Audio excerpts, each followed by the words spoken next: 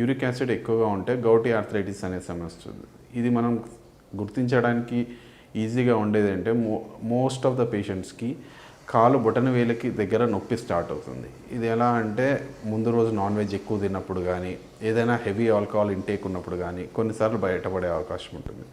Uric acid metabolism ఎలా ఉంటుంది అంటే మన బాడీలో ప్రొడక్షన్ ఎక్కువగా ఉండడం కానీ, లేదంటే ప్రొడ్యూస్ అయిన దాన్ని బయటికి పంపించే విధానం సరిగ్గా లేకపోవడం కానీ, ఈ రెండింటి వల్ల బాడీలో యూరిక్ యాసిడ్ అనేది పెరుగుతుంది.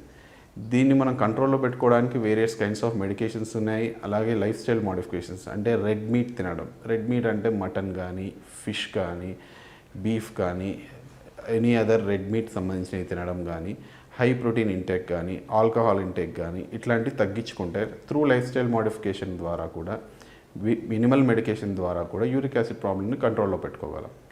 యూరిక్ యాసిడ్ మనకు పెరిగినప్పుడు మల్టిపుల్ జాయింట్స్లో పెయిన్స్ అనిపిస్తుంది. చాలా వరకు స్పెసిఫిక్గా కాలు బొటనవేలు దగ్గర నుంచే నొప్పి స్టార్ట్ అవుతుంది. ఈ జాయింట్ పెయిన్స్ అనేవి యూజువల్గా చిన్న చిన్న జాయింట్ పెయిన్స్ ఎక్కువగా ఉంటాయి. అలాగని పెద్ద జాయింట్ పెయిన్స్ ఉండవు అని కాదు, ఉంటాయి. కానీ స్టార్టింగ్ సిమ్టమ్ మాత్రం small joint pains. Early morning లేచినప్పుడు కాసేపు జాయింట్స్ అన్నీ, చేతులు కాళ్ళు అన్నీ స్టిఫ్గా అనిపించడం, కొంచెం స్వెల్లింగ్ వచ్చినట్టు ఉండడం, ఇలాంటివన్నీ యూరిక్ యాసిడ్ ఎదుగుదల లక్షణాలు.